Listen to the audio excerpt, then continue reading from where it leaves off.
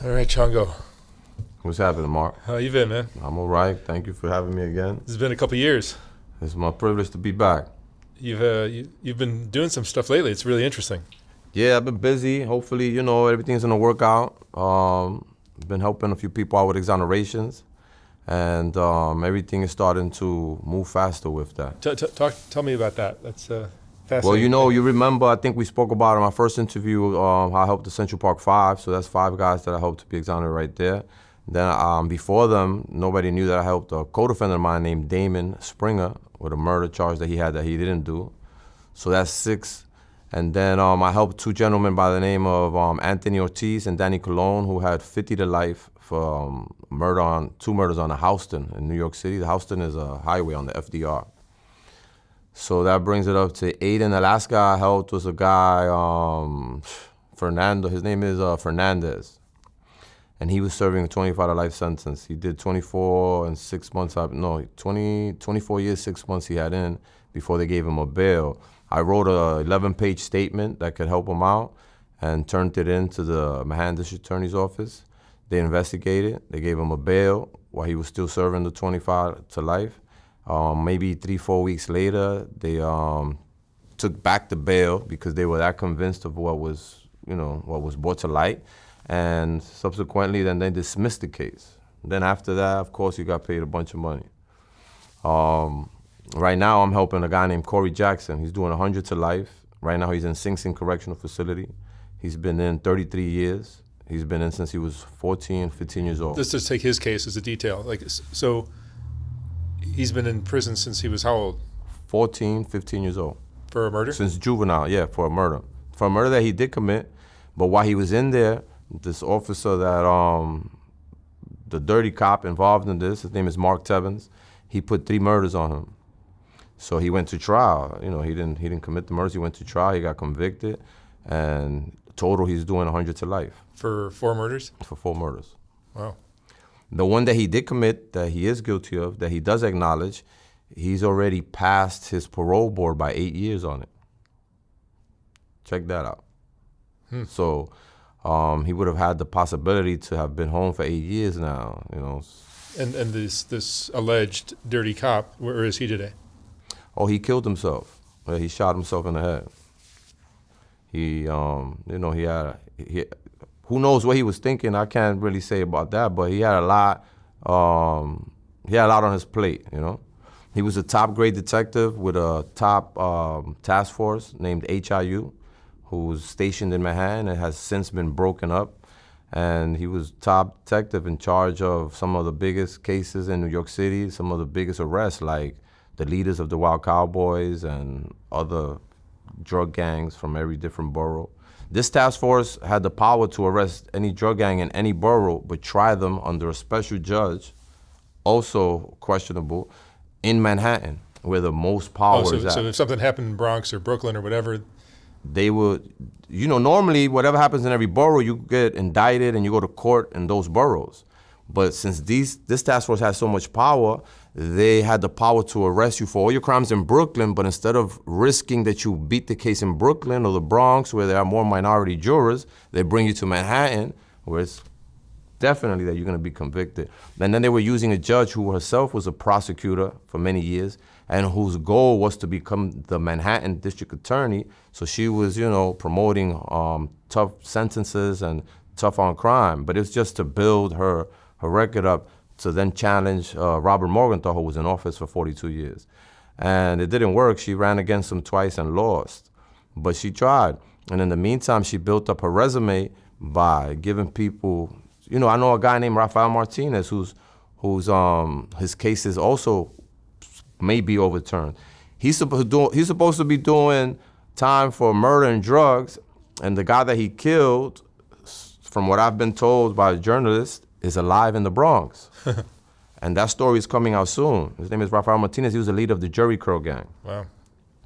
So I've been meeting with different journalists and talking to different lawyers, different private investigators to help different people in different ways. What was your motivation I mean, was your past as a drug dealer kind of part of this? Yeah, we spoke at length before, and I'm trying to do everything I can to clear my path and to correct mistakes and to not stay quiet where I know that a voice could help.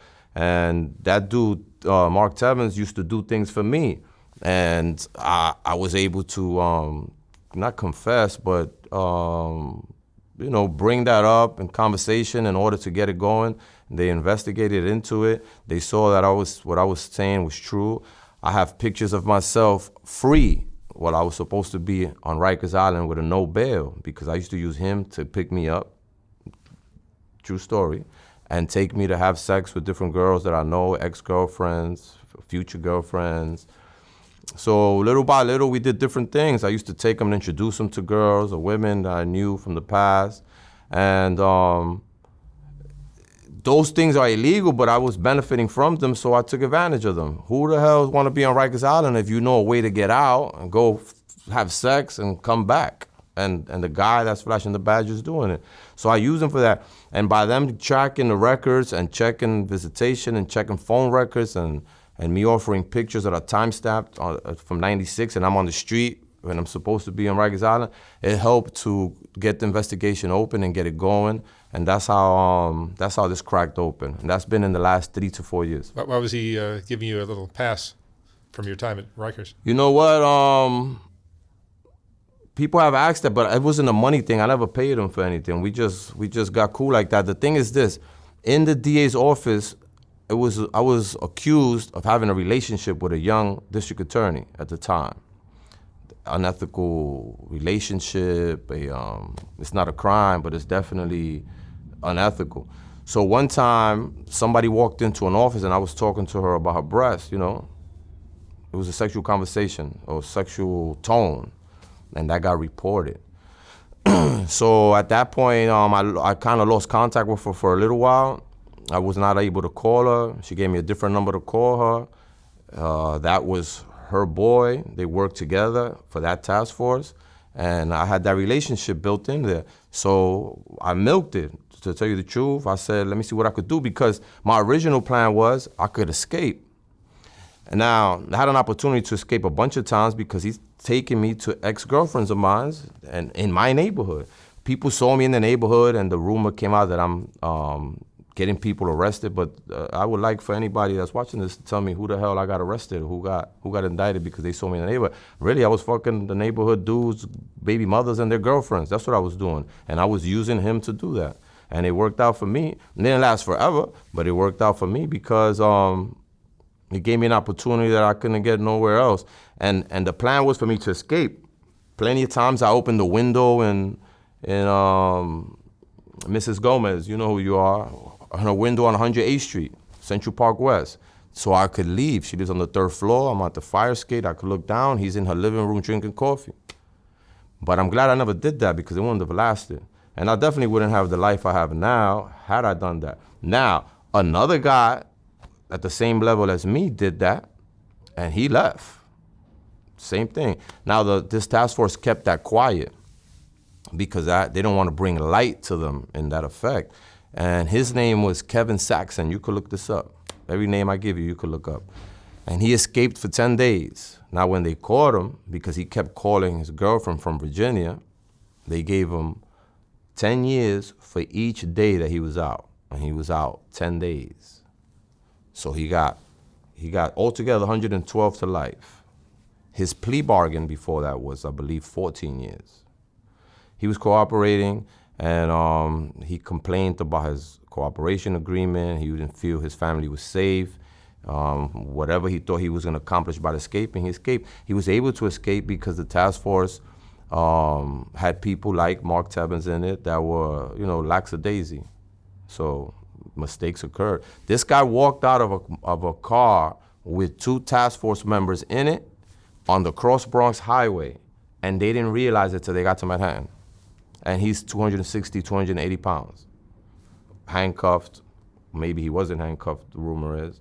And he left. He got to Virginia. But 10 days later, he got arrested. There's a lot of, you could find press on this, or anybody that wants to check out the story, they could just look up his name. How many years did you do? I did 15. 15. Yeah. I did 15. I was doing 15 to life. Do you think there's a lot of cases where guys are being held? Sure. Right now, an interesting case for you or anybody to look into is his name is Danny Rincon, Rincon. And he has some presence on Instagram, but there's a lot of press on this case. He got 158 to life. Now, his argument, his legal argument is that Mark Tebbins put 4 murders on him that are not his.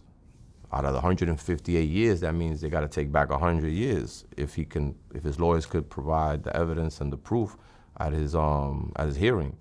But I think they'll be able to. So I've discussed, with his private eye, different things that are going to be helpful towards him. How are you helping these individuals build their case? By being interviewed and explaining everything that I did with the corruption with this dude that killed himself and putting the pieces together. And a lot of things are in memo in the DA's office. So, like that sexual conversation I was having with her, they created an internal memo that's only shared with them. But now, when it's known about it, lawyers get to request it. And in requesting it, now they read a memo and they go, okay, this relationship was unethical. There's such a thing called as fruit from the poisonous tree in legal terms.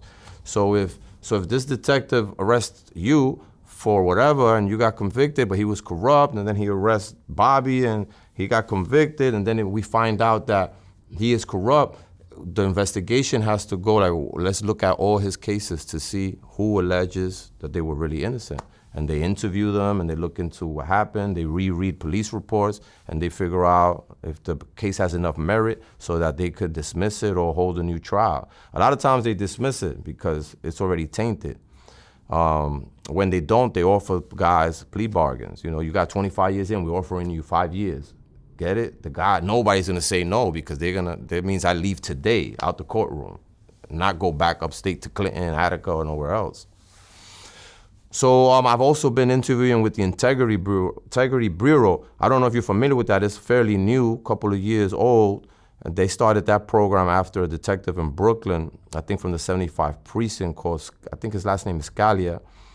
So far, there's about 40 cases that are no good, murders. He was paying the same drug addict, a female, to be a witness in multiple cases. Like she saw him, that was her job, and he would pay her. And his career kept rising.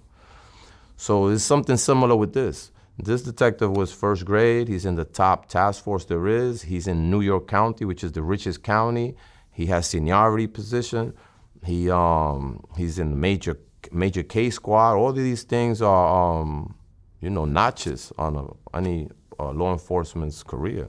You're not driving around a patrol car. You're the big shot when you're there. So the Integrity Bureau came out in order to reinvestigate, specifically at the time, all these cases from this one detective in Brooklyn, and now they have integrity bureaus in every borough. So I've spoken with somebody on senior level with the Integrity Bureau in the Bronx regarding Corey Jackson's case. Corey Jackson's, he got 3 murders put on him by Tebbins. Tebbins is the same guy that I was using. Tebbins is the same guy that shot himself. And I didn't know that while we were doing time until maybe 2 years ago when I was able to help him and wrote him and told him, listen, I'm able to help you now. I'm gonna get you a private investigator. Send me any information that you got so I could pass it to the private investigator. So he gave me a little summary of his case. And when I turned his letter around in my kitchen where I used to live at, he's telling me the officer that did this to me is Mark Tebbins. I almost passed out because the relationship I had with Corey Jackson started in 1995 while we were in Brooklyn House together. I was arguing with a guy, and while I'm arguing with him, Corey slashed him in his ear. I see the guy's half of his ears on the floor, right? That's where we know each other from. But what he was going through was he was trying to do whatever he could so somebody could just end him because he was living with 75 to life that he can't do, and he didn't do the crimes to deserve that. So we stood tight since then, since 1995. We ran into each other in Clinton Correctional Facility, but we were separated. Sometimes you could be in the same prison with somebody and you don't never see them unless you're on the same visit with them on the same day. So my friendship with him has included like me visiting him, sending him food, money orders, mail, magazines if he's in the box, answering his phone, maybe a 3-way call. Getting him a girlfriend is the only thing I have not been able to do, which is a hard task to do if a guy's serving 100 years. But that don't stop him from trying. I don't blame him. So I've questioned myself throughout this whole time, like, what is it, what happened that because I went to visit him in Southport, which is the box for New York State. The whole prison is just a box for the worst of the worst. And sometimes, at the time I used to drink, so I used to have to drink 7, 8 o'clock in the morning in order to go visit to enter a prison because I smell the same shit. I see some of the same guys I used to see. You see the same signs on all the walls. That shit is, for me, and maybe for at least other people, traumatic. So I've asked myself, like, what is it and what the fuck's the purpose of me having this friendship with Corey? So when I read his letter, when I turned his letter around and read the officer's name in the back, instantly, I believed to myself, I said, this is the reason I gotta help this dude. I guess this is why we met. So then the things changed because up until that point, I'm helping you with, commissary, a package, a visit, mail, phone call. Now it turned into, oh shit, the most important thing that I can help you with, I can help you with. And it has nothing to do with me placing myself at the scene of the crime. I wasn't there, I don't know nothing about the crime or his prior crime. I met him in prison. It has to do with just me being interviewed about my relationship with Tebbins, and then by the Integrity Bureau. So that led for them to interview, according to them, 30, 40 other people. And the last time I spoke to this district attorney from the Integrity Bureau, she told me, listen, what you and I spoke about and what you and I need to continue to speak about could possibly free 1,000 guys. And I was like shocked because I didn't think it went that far. And I don't know if she's exaggerating, but I don't, this is a senior prosecutor. I don't think that she was or would be or benefits from lying to me. How many guys have you helped out? So 9 guys so far. They've gotten out? Yeah. And they had like life without parole? Well, Central Park 5, none of them had life without parole, but Danny Colon, Anthony Ortiz, they both have 50 to life. So that's forever. That's basically. Yeah. And Anthony Ortiz, we were bunkies. And we were supposed to be enemies because Anthony Ortiz is one of the, he was doing time for a shooting that happened on the FDR in the Houston, like I said, and that was my mentor who got shot in that car. He lived, but 2 people died. It was an ugly, ugly shooting. And Tebbins committed suicide. Tebbins committed suicide by shooting himself in the mouth. How long ago? I don't know how long ago. Maybe 5, 6 years. It's in the news. You could Google it. It comes up. This is when these cases started coming to light? Internally. Internally? Yeah. They talk about this internally. They don't never like to speak about this to the public because it's supposed to be, wholesome. Every conviction is supposed to be wholesome, but they're not a lot of times. Rafael Martinez's plea bargain was 12.5 to 25 for a murder and a drug charge. He maintained his innocence and said, I didn't kill nobody. You talking about? So why would I take 12.5 to 25 years? I'm not gonna say I killed somebody if I didn't kill nobody. I used to talk, this is 1992, I used to talk to him in the bullpens in Manhattan Court, Supreme Court. When he blew trial, the judge gave him 213 to life. That's a big difference, my man. You just offered him 12 years. Now it turns into 213 because he exercised his right to go to trial. He went to trial because he doesn't want to say that he did something he didn't do. And right now he's in Greenhaven Correctional Facility. We were together in Clinton Correctional Facility for 6 years. Our families would come up on the trailer visits together. And his mother has to visit him, and then his brothers, and then his cousins. They all co-defendants. So 1 month he gets a visit, a trailer visit with his kids. The next month she goes see his other brother. The next month the other one. It's a strong lady that's doing all that to keep that family, the family ties with the kids together.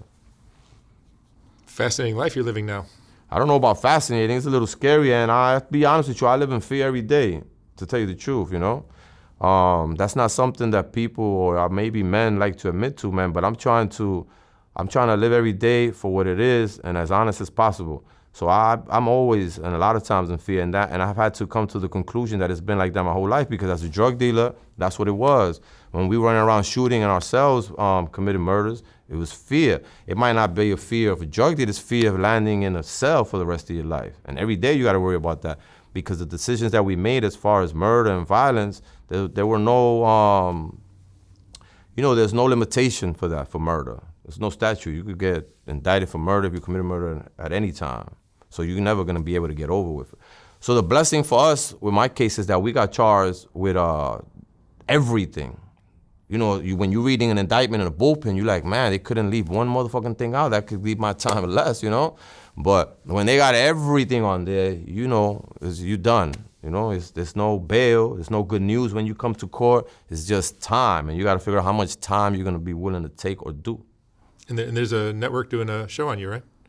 Yeah. We go on Apple TV and with Tubi with a show. It's called Trust the Lords. Trust the Lords. Yeah, we are. The first 2 episodes are mine. And from city to city, state to state, hopefully country, we're going to be interviewing people that made a lot of money as teenagers in drugs. The criteria, you have to have been a teenager while you were making the money. We're trying to highlight how people could have had better chances with the intelligence they have, did marketing or whatever they could, and made the same amount of money or something that's compatible had they used their intelligence the right way. But what do you think the problem is? Because this is an ongoing problem for decades and decades. The problem is that America allows us to sell drugs. That's the problem. You can't tell me you could find Osama in a cave that you could hit with bunker bombs, but you can't stop drugs from coming in. So the economy is fueled with drugs. Mercedes-Benz, BMW, whatever you name, jewelry, Rolex, anything you name. Would suffer if there wouldn't be a drug economy. It's crazy for me to just hear all these stories that I've been hearing for the last 5 years. How does it make you? Has it changed your mind about anything? Well, I mean, if you look at you ask the Chinese or the Mexicans if they would love to see the United States implode.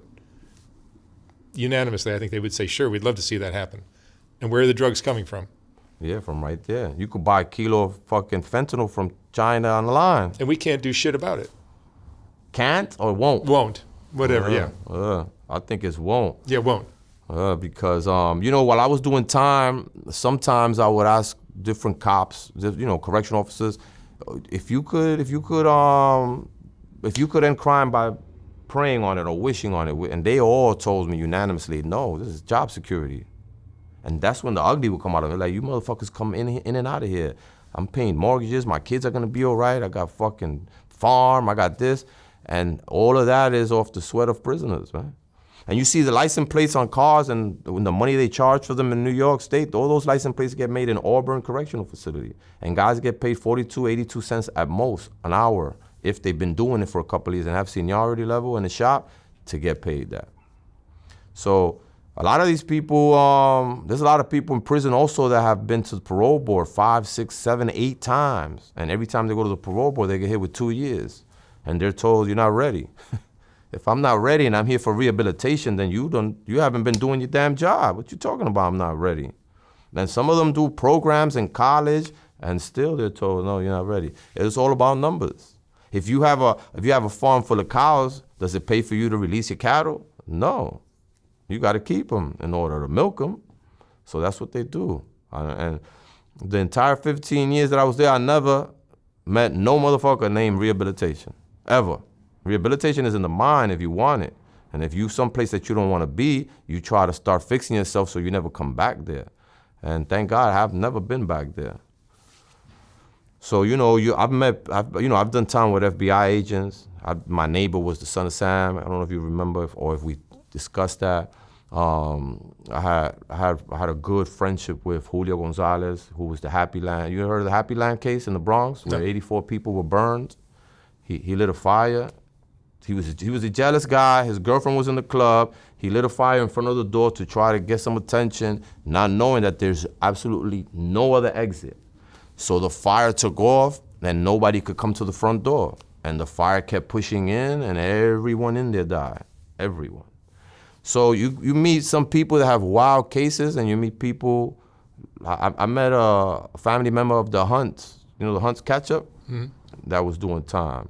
The guy below me was Richie Taus. He was an FBI agent on the John Gotti case. He was in charge of the surveillance. And he was in the cell under me doing time for pedophilia. But he maintained his innocence. They offered him 2 years. He didn't take. He ended up with a 25 to 50 sentence.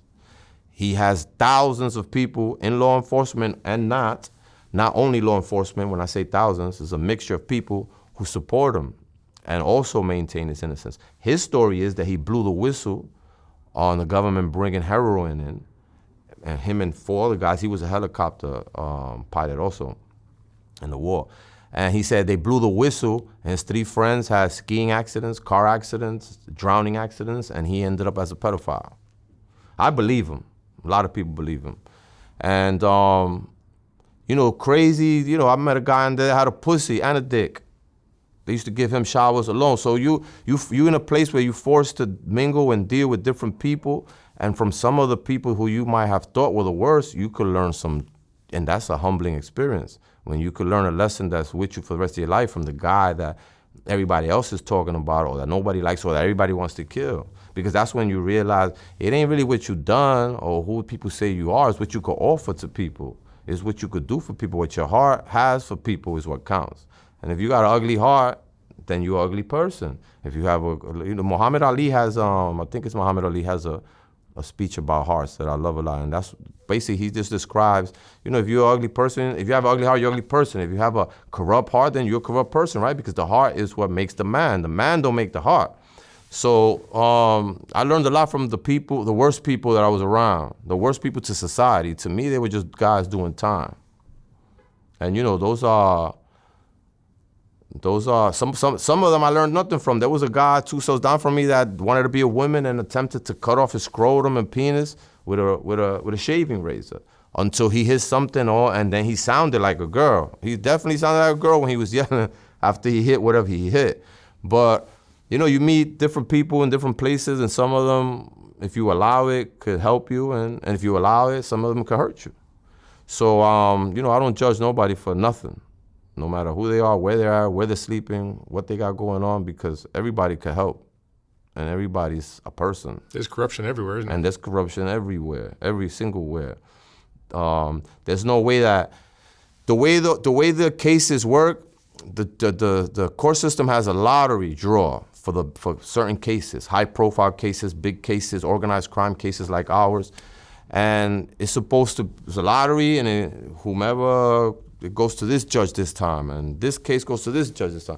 This task force was getting all these big cases and only feeding them to this one judge in order to help her get something that's going to benefit them, because they're a task force that's funded by who? By the DA's office. So if they build her up, she keeps them strong too. It didn't work for any of them. They got disbanded when little things started surfacing to the public and to the ears, and she lost both attempts miserably to be elected as a DA, and she went off into private practice.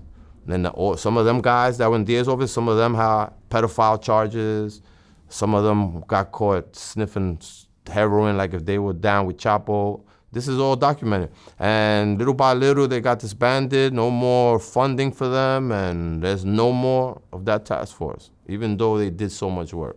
Because now people know that the work wasn't what it was supposed to be or what it was looking like. So now they've had to pay different people so far. My name is attached to $110 million in settlements in Manhattan, in New York County.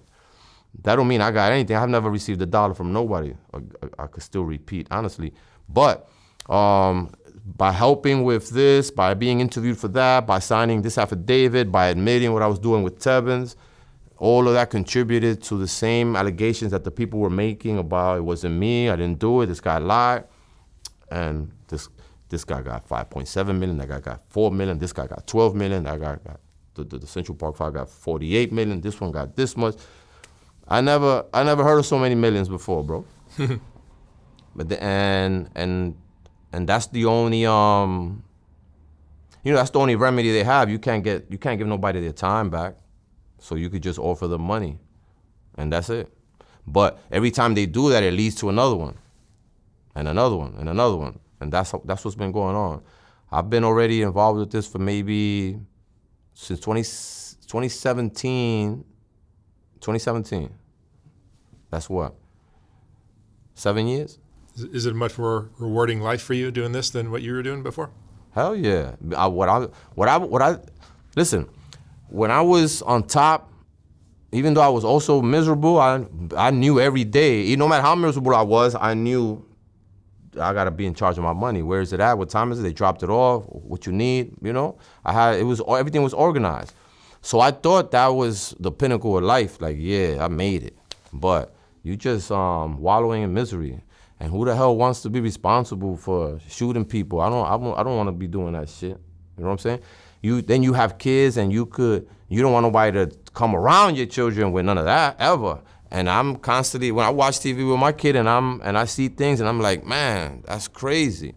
And in my mind, while he's there, I gotta think, I've done shit like that. You know what I'm saying? And now is when I think it's crazy. But back then it was normal. It was normal every day to shoot, to have a gun on you, to be as explosive as possible, because that's what that lifestyle, that's what they required. Now though, I'm like a doctor. I ain't trying to kill nothing or let nothing die. All right. Chango, thank you so much for sharing your story. All right, brother. Fascinating. No problem. Thank you, man.